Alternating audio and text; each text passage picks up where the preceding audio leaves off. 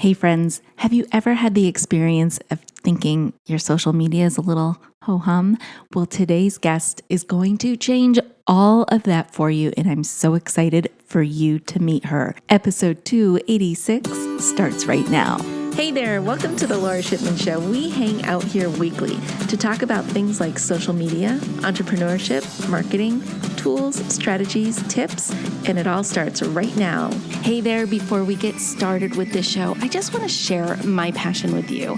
I love teaching people just like you how to master social media for business, breaking it down into easy to consume and easy to execute steps so that you can see immediate results. So whether you want to start a social media consultancy or grow your brand's presence on social media, I can help. I can help you get started and master all the things that you need to know. So I want you to go over to my website. It is filled with resources, tools, tips, and courses. Visit lorashipman.com. That's LORA shipman.com to get all the goods. Now, you ready for the show? I know I am. Let's get started. Hey, everybody. Welcome to the show. I'm so excited you are here with me today because I have my friend Tracie Kendziora here with me today, and we have got a really good topic. But before we get into the topic, I want you to meet Tracie, learn about who she is and all about her business. Tracie, welcome to the show. I'm so glad you're here. Hey, Lora. Thank you so much for having me. I'm excited to be here. I'm excited to have you. Well, tell us about your business and, a little bit about you too. Yeah, sure. So my business is OKO Copy, and I am a copy coach and editor. And what I do is I help online business owners, coaches, and creatives write personality-packed copy and content so that they can build their brand online, create a connection with their audience, and book more clients. And what I really love working with them to do is create these totally unique brand voices and what I like to call unboring copy and content that connects more and converts better. And honestly, like one of my biggest goals is really to just create stuff that's just fun to read. That's awesome. Like that is right up my alley. And I can't wait to hear about this. So you're going to tell us how to create non-boring social media content. And I think we all need that because it's fierce. The competition is fierce, right? I mean, totally. Yeah. So how do we stand out and how do we create this non-boring content? Like what kind of tips do you have for us? I have great tips for you. So I think the first thing I would say is the number one thing, especially when we are talking about creating social media content, is to write like you're talking to a friend. And this is why I think this is so important, because the more you write like you talk, the more people connect with you as a person, the more they get to know you, the person behind the business or the person behind the brand. And then they start to connect with you. It's this connection with the person whose words they're reading. And then that creates a connection then, if they take things one step further with the person who shows up on the Zoom call. So they already get this sense of like, oh, hey, I know this person, like they're a real person. I feel this like connection to them. And like in doing so, the less that they're going to be shocked, like, oh my goodness, like their writing voice and their voice are so different. It's like, I'm not even talking to the same person, right? So just try to be yourself as much as possible. So it kind of helps lessen the discrepancy, if you will, between like a super buttoned up professional voice on social media and then like how you actually talk. That's really good advice because I find the posts and the content on social media that's written like that is really fun to read and I enjoy reading it. And I tend to follow that person more than say somebody else who's trying to be too professional, too vanilla, too straight-laced. Yeah. Yeah. Well, I mean, I think too, because social media is a social platform, right? Mm-hmm. Like we're there to, sure, like build our businesses and like create, networks and things like that. But like it's social. So when you're thinking social, you're thinking like casual, conversational, like a human to human connection. So like it's about creating those relationships, and that non-vanilla sort of tone of voice really helps, create that connection. So if you have, like, do you have any suggestions for us, like how to even get started or how to make sure we pique somebody's attention as they're going through the feed, because that feed is so competitive. So what makes one person's content stand out versus somebody else's?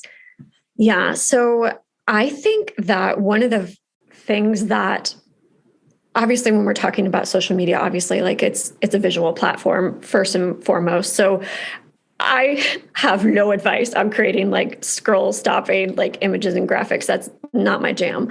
But what you can do is make sure that your introductions are on point. Like the first thing that someone reads when they see your graphic. And I think this is really like one of those like practical, tangible tips, right? So just think about what would grab someone's attention. It's not like, today I want to talk about this. It's a little bit more of something that's like, oh, I wonder what they're going to say, like whether it's starting with a question, which immediately draws the reader in and kind of starts this conversation with them because, they start thinking how they would answer the question. They start wondering if you agree with them. They want to know how you'd answer the question. So that's one really great way to open up. One of my personal favorites is like an unpopular opinion, right? Like when you start with something that's polarizing, whether it's a little bit or a lot, people tend to have an immediate reaction and they want to keep reading so that they can, like validate their opinion or, maybe hopefully like get a different perspective. And, we talked earlier a little bit about like, there's so many people when you open up with an unpopular opinion, it's just an easy way to set yourself apart from everyone else and showcase like this thought leadership and this expertise that you're building. Another thing that is a great place to, infuse a little bit more fun and personality is your calls to action, right? Like just about every post that you create should have some sort of call to action, whether it's, to leave a comment or to double tap or, whatever it is. Mm-hmm. And when I'm writing them, I always try and think about how can I make it a little bit more fun and more me? Yeah. Like instead of just like the usual stuff that people always say, like try and think outside the box. Yeah. So, instead of like, here's an example that we've probably all seen everywhere. Like, please click here to download your guide, right? Like it's this really straightforward vanilla phrase that we've just seen over and over and over again. And it almost has this effect of like, we just gloss over it because we're so used to seeing it. So, I mean, you can just tweak small words so that it stands out a little bit more, like click here to grab your guide, friend, right? Just like a couple of different words, like using friend and putting grab in there. They have a little bit of a different vibe. Or, if you want to get even more like fun, like woohoo, get excited, your download is ready, right? Like these sorts of, these phrases like woohoo and get excited. It's kind of like creating this vibe and, getting people like interested. And I'm a huge proponent of exclamation points. Yeah. So I think that really helps, especially when you're talking about something like a call to action. I think that helps your excitement, helps your audience get a little more excited as well. That's true. That's true for sure. So how does somebody get started, like finding their voice?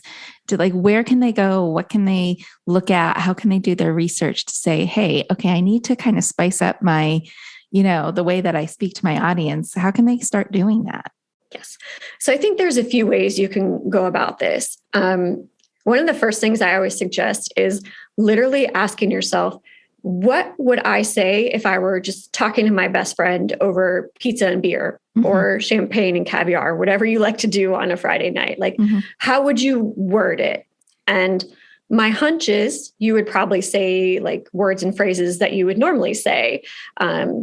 So when you're writing your social media content, try not to censor yourself, right? Like you want to bring that you on a Friday night into your content, which honestly, like I think a lot of us have a tendency to want to censor ourselves. It happens a lot when we sit down to write. We just edit, and then all of a sudden, before you know it, we've stripped all personality out of it. And then it just becomes not us, and it sounds like everybody else. I think the more that you look at it and try and edit it, the less you it's going to become, because you're going to start like staring at it and nitpicking it and being like, ooh, but maybe I shouldn't say that. Right. So it's just kind of like approaching it in a very fun, like sort of off the cuff kind of way when you're trying to infuse that personality. I think another way to write a little bit more like you talk, or like spice things up. And again, this is like a pretty practical sort of thing, but it's really easy, is to just start using contractions. I think for some reason, a lot of people don't want to use them, or they're confused about, does this come off the right way? Or is it okay to use them? And yes, like it's totally cool, because it's an immediate way to make your copy sound more like you and like you're having a conversation. And if you just think about like when you're talking, how many times do you shorten words? Like you say, you use your contractions, or instead of want to, you say wanna, or, gonna, or things like that. And it immediately has that casual, like personality vibe. And again, it's not always an instinct when you're writing, especially true depending on like your academic or your corporate background.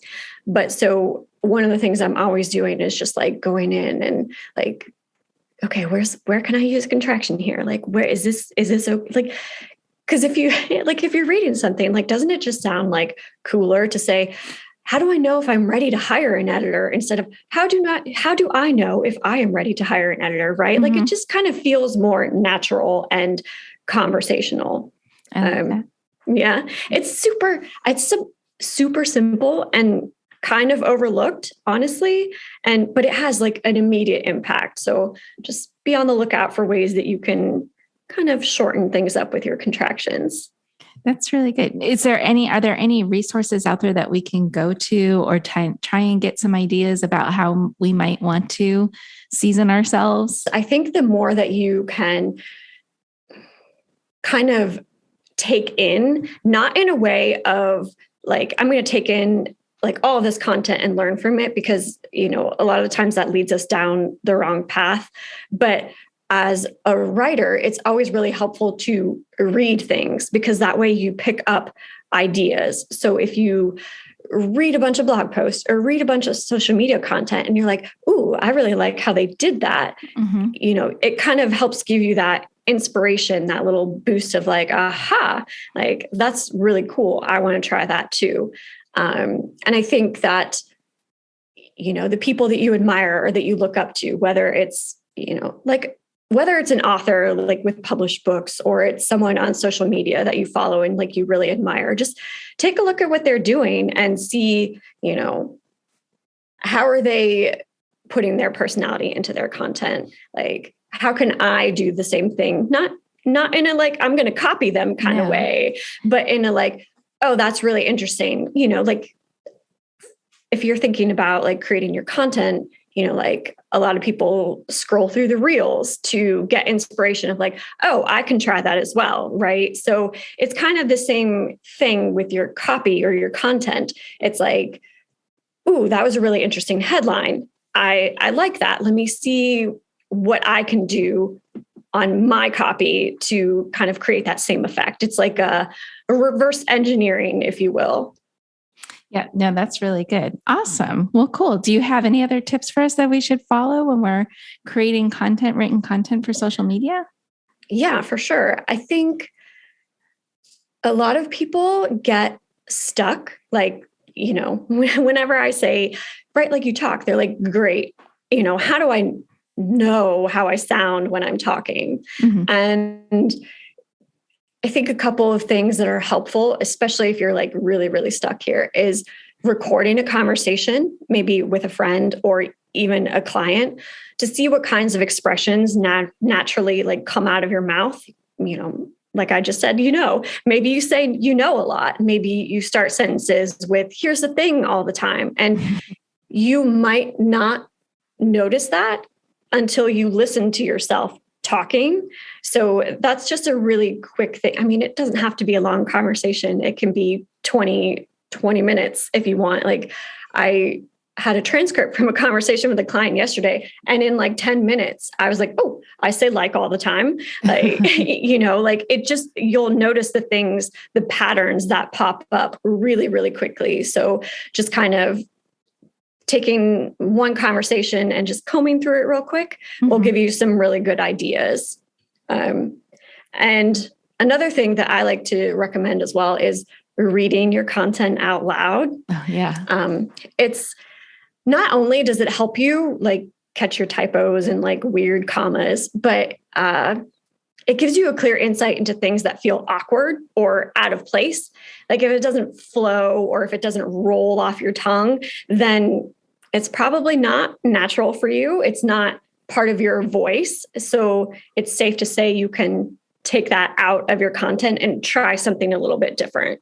I like that. That is, it does sound different when you read it out loud versus when you're reading it in your head. And I catch so many things that I shouldn't be saying, or like the grammar or something that pops out. I do the same thing. I'll write out like a script for a video or whatever. And as I'm reading it out loud, I'm like, that next word or phrase, just what was I thinking when I wrote that? Like, what? So I end up like changing it on the fly a lot of the times because I'm just like, okay, this feels so much more me. Even if it's like in the moment, I have to fix it because otherwise it just sounds like stilted and awkward to me. Yeah, or sometimes like I'll be like the ideas will be flying in my head and I'm not really realizing that I'm typing half an idea at a time and then merging two ideas together. And I've done that before. And I'm like, holy geez. So yeah, always read your stuff out loud because that's such a game changer for me. It is huge. You like, I can't even tell you how many things you're going to catch. Like, yeah, those half ideas, the weird words and phrases. Like it, like you said, it really is a game changer. Yeah, cool. All right. Well, any other ideas for us or tips that you've got? Yeah, of course. One of the things, if we're especially talking about infusing your personality on social media, is to not be shy about sharing things you like. And this is a little bit more on the like bring your personality into it part of things. But I think it's really important, again, going back to the idea of social media being like a social platform, like showcasing your interests is a really great way to do that. So, maybe you are into jumping rope. I don't know, random example, like it's fun for you and you really, really enjoy it. So you might make references to words that are associated with that like you are in your everyday vocabulary when you're out there just jumping rope for fun, like skipping and jumping and twirling. You might reference like the things that are around you in your environment that are part of your everyday life as well. Like, I almost always have a smoothie. So like, I always am mentioning like, oh, this is better than a smoothie, just kind of bringing these things that you enjoy and that are part of your day into your content, even if it's not, you're not creating a piece or a post about smoothies or, jumping rope, but it's just letting your audience into that part of who you are and creating that connection through your interests. That's really good. So I'm thinking to myself, like a lot of people might be sitting there thinking, well, gosh, how am I going to pick up those words all the time? And how am I going to actually make that connection? So one of the things that I do that has really helped me lately is I've created a word list. So I like a sheet of paper that's alphabetical. And I just, every time I think of a word that I really love, whether like better than, or a phrase even like better than a smoothie, I'll put that on my word list and use that. Yeah. It's just like one of those things that's really helped me lately because sometimes words fall out of my head and I don't know where they go. I mean, they just go out into oblivion somewhere. Yes, I love that. I love that so much because I do that for my clients. I create like word banks and, it's just like this list of words that they use often. And if they're stumped on something, it's like, here's a selection of words that you regularly use that are in your brand voice. And when you have that list, it also helps create consistency in your brand voice, right? Like, it's like, again, going back to the words and phrases that you typically use, like, maybe super duper is on there. It was on one of my clients' word bank lists. And so we would just plug it in and you can see that throughout her content. So it just, again, it's creating that brand voice and that consistency. So people start to be like, oh, I know who she is. I get it. Right. It's so funny because was it last night? And I'm like, I was doing something or I saw something and somebody said, what did they say? I'm feeling as insignificant as the white crayon in a crayon box. And I'm like, that was so clever and kind of funny. So whenever I hear those things, like I try and write those down because that could be usable. And anybody listening, feel free to steal that from me because, but it's those kind of things that you got to be on the lookout, I think, all the time for. Yeah. And don't trust your memory. Like really. No, absolutely not. Like one of my favorite things to do is like to build on this idea of a word bank even more is I create swipe files. Like I will literally copy whole emails and like web pages into a Google Doc or, word processor, whatever it is that you're using. And I have a table of contents. I'm like, okay, this was a sales email. This is like a contact page that I thought was really cool. And so anytime I'm working on that, or I need like inspiration or like ideas, I can go to that swipe file and be like, oh yeah, that's right. That was really, really cool. Let me see if I can create something similar. So I love that you do that. That's awesome. But that's a good way to do it. Cause I fall into this trap of not knowing how to organize all of these little tidbits that I pick up. And I like that you say the swipe file. So you literally like will receive an email from somebody or you'll see something on the internet and you'll copy and paste it into a doc, but not to use for yourself. You're just going to use that only for inspiration and then put your own twist on it. Yep, absolutely. So yeah, it's not about like, okay, let me steal this, right? Like it's looking at it and being like, okay, how is this structured? Like, what did they say? Like, how did they open it? What was the like call to action? How did they say this? Or what was the subject line if we're talking about an email? Or, what was the introduction on their social media post? Like what was it? Again, and just going back to that idea of like kind of reverse engineering what it was like. This was really cool. Why did I think it was cool? And how can I use that? Not let me just copy and paste it. Let me like take inspiration from this, learn from this, and apply it to my own content. So, but there are swipe files, and they're literally called swipe files that people give you that they're intended for you to copy and paste, correct? They are, yes. Okay. Now, do you recommend using those or do you recommend just still using them for inspiration and put your own voice to it? I love templates and I love swipe files. So I don't want to say like, don't use them. But I think where people get into trouble with those things is they just copy and paste them. And what that does is, it saves you a ton of time, right? Because you don't have to think about, okay, what do I want to say? Like, how do I organize this? What's the structure?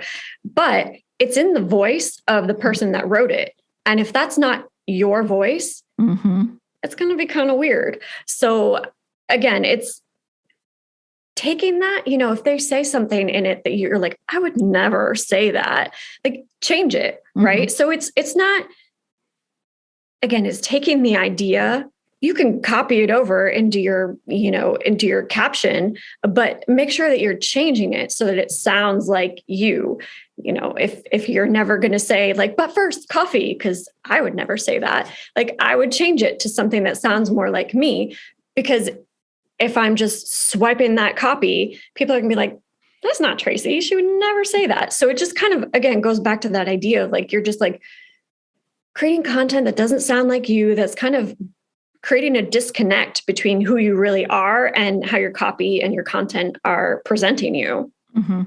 And I think it goes back to what you said earlier about honestly recording yourself. We all have that mobile phone in our pocket that has the digital voice recorder on it.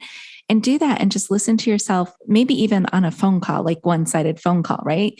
So you can pick those things up that you say, and you'll get your cadence down, you'll get the words down, the different creativity that you throw into your conversations, totally make it your own. Because I think our audiences are savvy enough now that they know when we're not being our true authentic selves. They get it. They know. Yep. Yeah. And I think for the people that have been around, the online business world for a while, they've seen a lot of these things. They've gotten used to like, oh, wait a minute, I saw that email nurture sequence a while ago, right? Like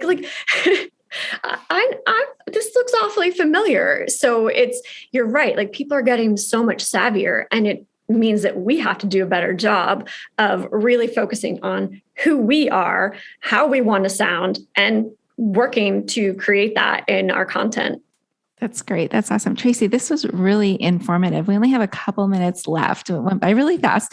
Is there any other tips that you want to make sure we hear about before we leave today? I would just say, like, if you do nothing else after listening to this episode, because I understand that sometimes it feels like a big jump to go from, the so-called vanilla content to the like super duper flavorful personality packed content, is to just gather some ideas, like we talked about, just start sourcing some inspiration. Go look at people you admire, take a look at what they're doing. How are they showing up? What do you love about their content? And then again, just thinking about how you can bring those ideas into your content. And just like with the swipe file, right? That doesn't mean that you're copying whatever it is that they're doing, which, like we said, goes against the whole show your personality thing. But it's a great place to start to see how other people are infusing their personality into their content, and then kind of giving yourself that evidence that, hey, it's okay, it works, it's doable, and then go from there. That's awesome. Yeah, the great advice. And it's true. I think when we find our own voice, there's no stopping you. And there's no way the way you create the content will just keep coming and coming and coming once you find your own voice and your own personality. Now you have a special guest for us, or a special gift for us. And it's a download about spicy headlines. Do you want to tell us a little bit about what that is? Yes. So it is would you look at that? It's a swipe file or like a Mad Libs, if you will, of 200 fill in the blank headlines that you can use for, you can use them for your social media captions, like as your introduction. You can use them as email subject lines, blog post headlines, whatever you need a headline for, you can use those. And in addition to the 200, there's also some tips on like how to actually make them a little bit more your own, because again, like you might not just want to copy and paste it because it's not you, but so there are in that resource some ways to kind of spice it up in your own way. Awesome. Well, I'll put that in the show notes. So for the audience, please make sure you look for that link in the show notes. And then one more thing before we go, Tracie, where can people find you online? Yeah, so people can connect with me on Instagram, and I'm at OKOcopy there. That's where I mostly hang out. But of course, also my website, which is okocopy.com. Awesome. Great. Well, thank you so much for being with us here today. We really appreciate your time. Thank you so much, Laura. It was a pleasure. Hey there. I just want to say thank you for spending time with me here today. I know your time is super valuable, which is why I am dedicated to providing lots of usable, actionable information in the shortest amount of time possible. Before you go, please don't forget to hit that subscribe button so you don't miss a future episode. And if you have ideas or topics you would like me to cover in an upcoming show, let me know about it in the comment section provided.